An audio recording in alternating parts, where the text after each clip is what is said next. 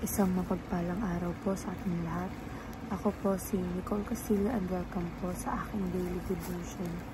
So, ang topic po natin ngayon is Victory of Christ. So, the victory of Christ is the triumph of Jesus over sin, death, and Satan through his death and resurrection.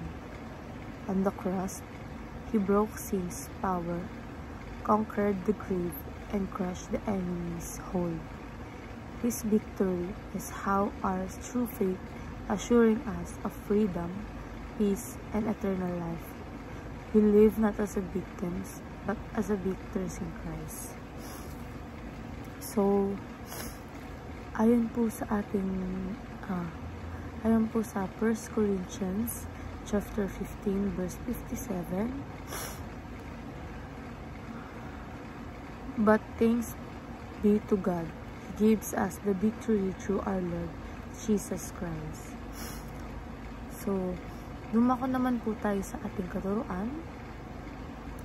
Sinasabi po ito na Jesus came to overcome sin. So, ibig sabihin, tinanggal niya ang kapangyarihan ng kasalanan sa ating buhay sa pamamagitan ng kanyang kamatayan at muling pagkabuhay. So, binigyan niya tayo ng kalayaan mula sa guilt at bondage ng sin.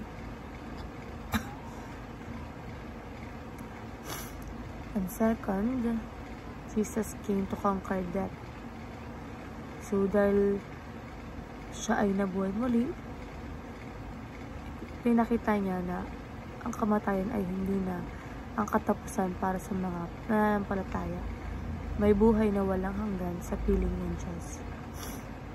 And Jesus came to defeat Satan. Sa krus natalo niya ang kalaban at lahat ng kasamaan. Wala nang tunay na kapangyarihan.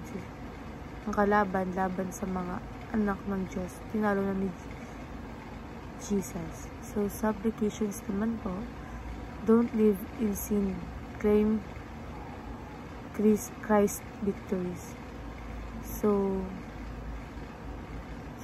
may kapag natukso ka, alalahanin mo tinalo ni Jesus ang kasalanan. You can say no to sin because of his power in you. Don't be afraid of diseases and death. So, huwag matakot sa sakit o kamatayan dahil may buhay na walang hanggan kay Kristo. Siya ang ating pag-asa kahit sa gitna ng karamdaman o panganib, alam nating hawak niya tayo. And don't be deceived by a disarmed enemy. So, huwag magpatalo sa kalaban, tinalo na siya ni Jesus. Ang ginagawa na lang niya ay manliglang, kaya stand firm in your faith at huwag mong hayaang agawin ng kapayapaan at katotohanan galing sa Diyos. And dahil lang po, maraming salamat.